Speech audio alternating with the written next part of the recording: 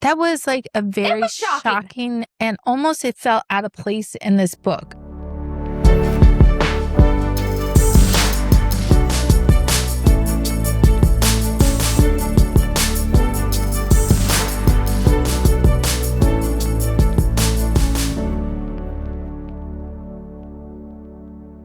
And welcome to the Boozy Bookers, where book club meets happy hour. I am Booker Corey, here with Sam, and today is one of our special novella episodes.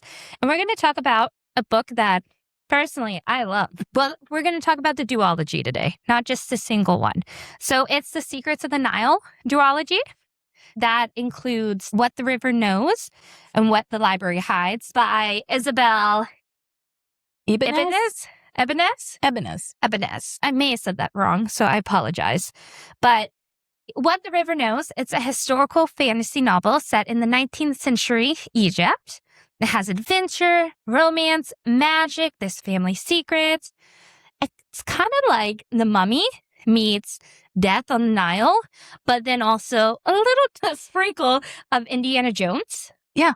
Right? Yeah, it's adventure, it's history, it's fantasy, all mixed into one. Yeah, I loved it. So I read both, the duology. Sam read, let's say, 1.5.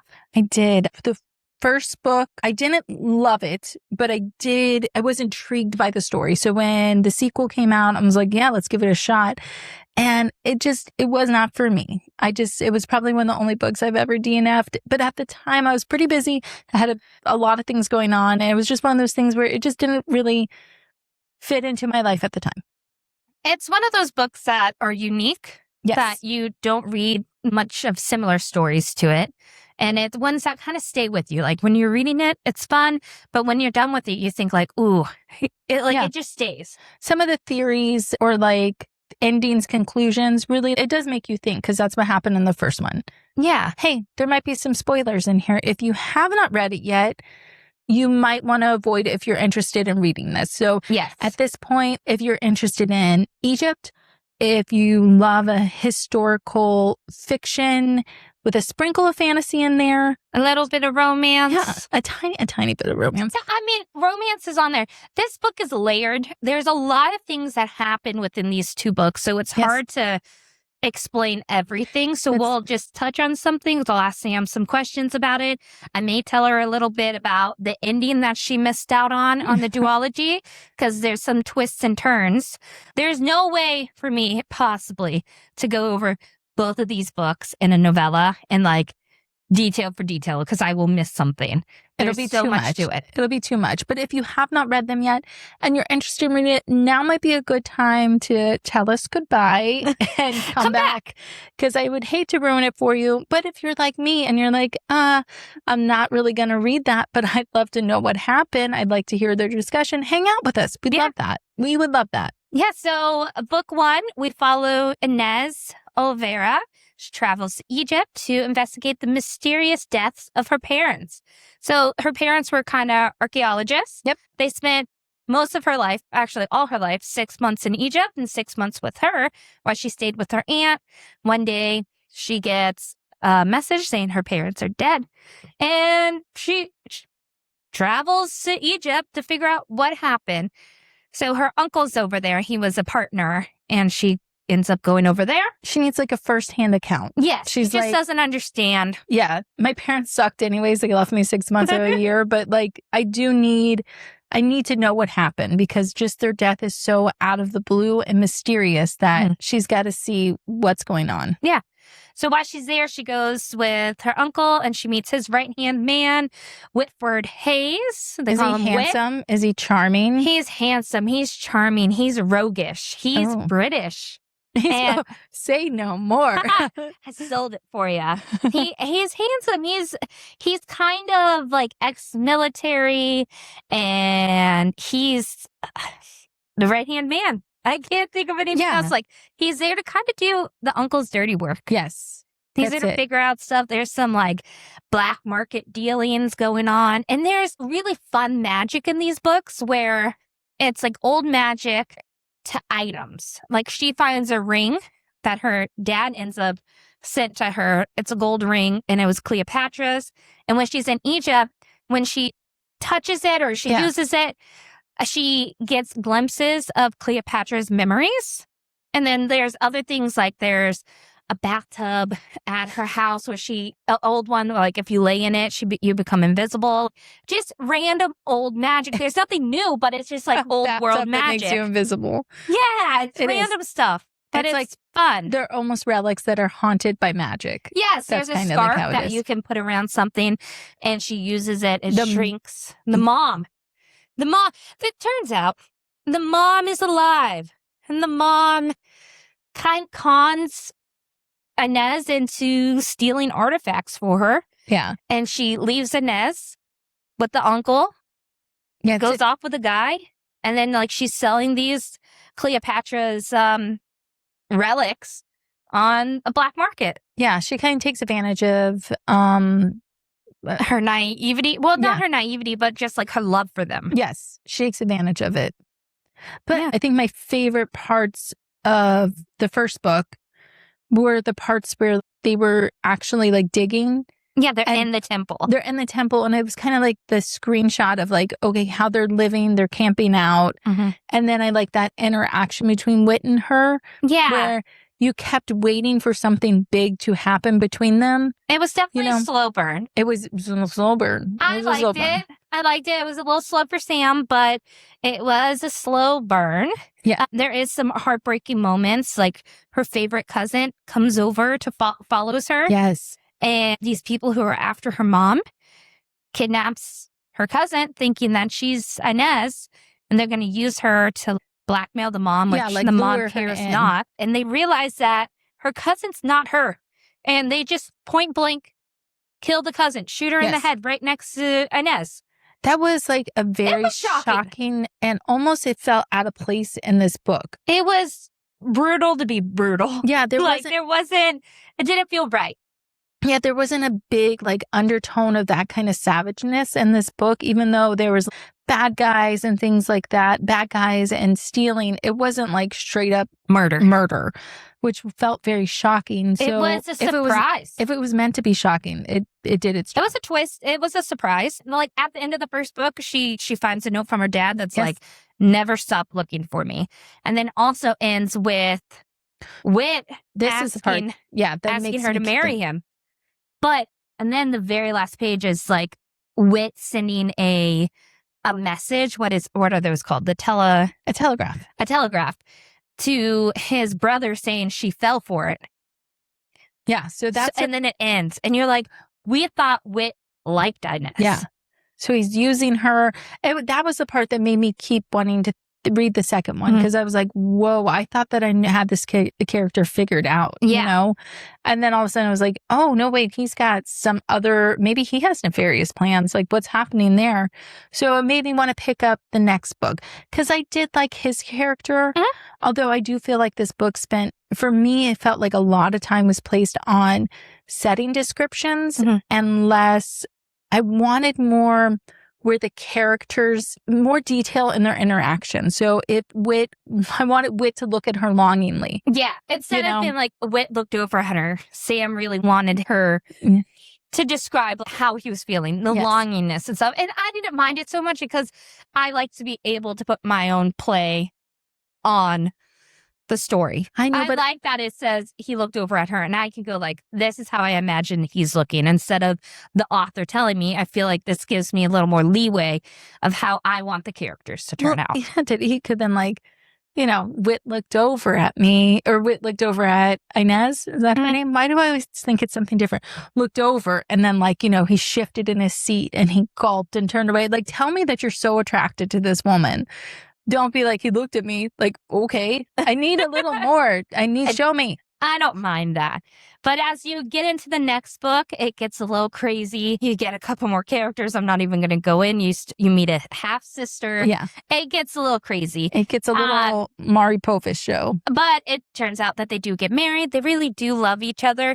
It's just Whit has a money-hungry family back home. And they pretty much said, like, if you don't give us money, we're going to sell your sister off to, like, an old geezer, a terrible person. So he takes Inez's fortune that she gets from her parents' death. So he's using it to protect, like he needs Inez to protect As a his bad sister. thing.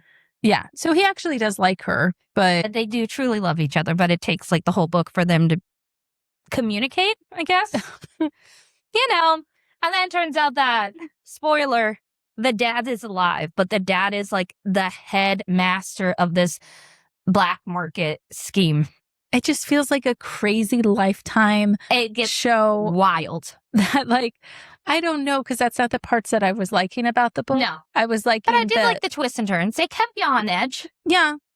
So tell me, Sam, I know how you felt about Wit, but how'd you feel about Inez? Okay, so I liked her and I didn't. I was torn on her. I like the idea of her character. And I like how she was like, kind of like, okay, I'm going to pull up my boots and I'm going to go out there and I'm going to solve this murder. But at the same time, I felt like she was almost like, girl, you just landed in Egypt. You got to chill out. She's like, I'm going out to the site. I'm going to go do this. So part of it was like, she was very invested in Cleopatra and Egypt and archaeology, which I get. Because half your life, your parents left you for that. So there has to be something grand that you, like, she wants to find out why it was so great to begin with, that they left her so often. Yeah, I guess. You know what? But she is young. But she's like 18, right? Yeah, she is young. So that she is written as a young character. Yes. But I did like the parts where she was like really enjoying the quieter moments of just like daily drawing. She drew all the temples and I liked her when she was in her calmer, softer version of herself. Yeah. I like that. I don't have the books with me right now. I should have brought them. But I have the Barnes & Noble editions, and they have the most beautiful hardcover portraits of Wit and Inez. Oh, yeah, they do. They're so pretty. Yes. She's a very beautiful character. I think Wit I pictured different. But he also, too, is, I think he's younger. Yeah, I think he's only like in his 20s, early 20s. Yeah. So I wanted like an established dude, but they are younger characters. So in my head, they could be whatever age they want. Adult. Yeah, I did want him to be just more of the directions, but I did like his character a lot.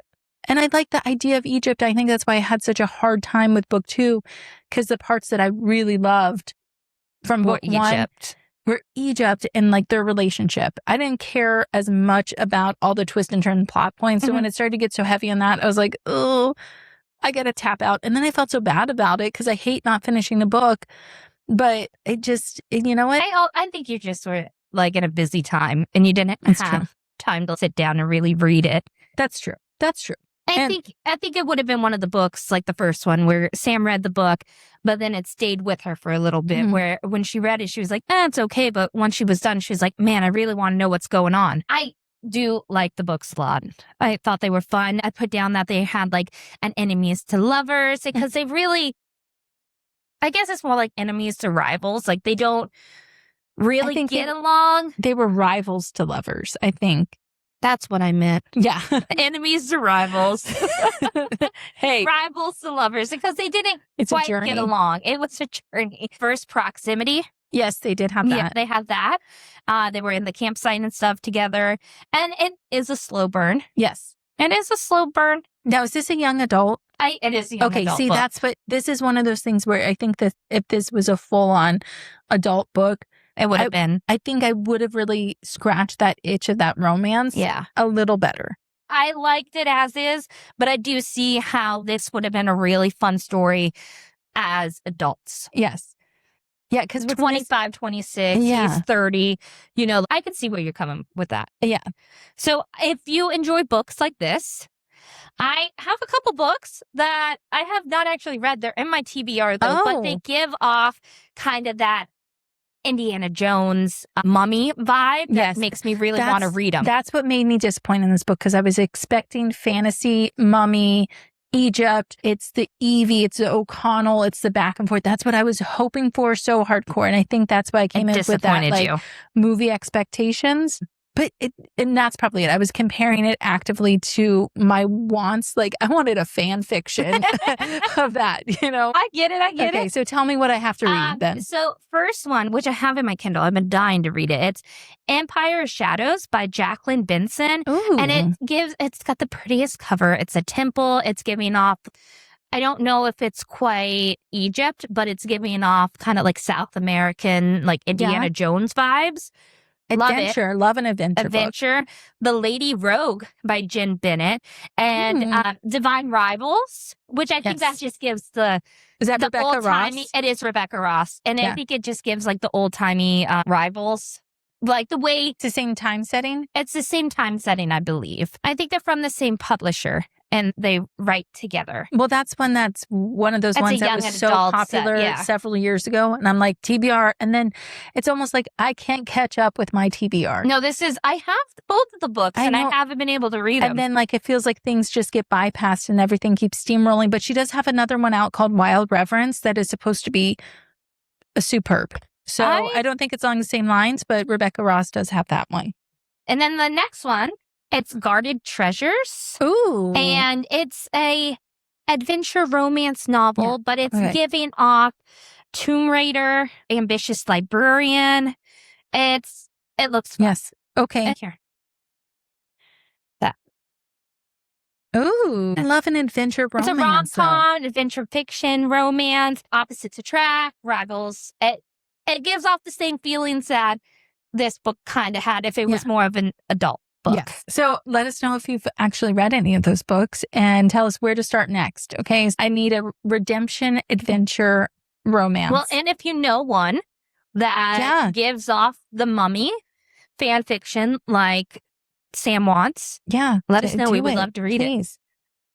Okay, so let us know if you've read this book. What were your thoughts on this duology? Did you love it like me? Or you a little like Sam, wanted more an adult thing? So that is it for us.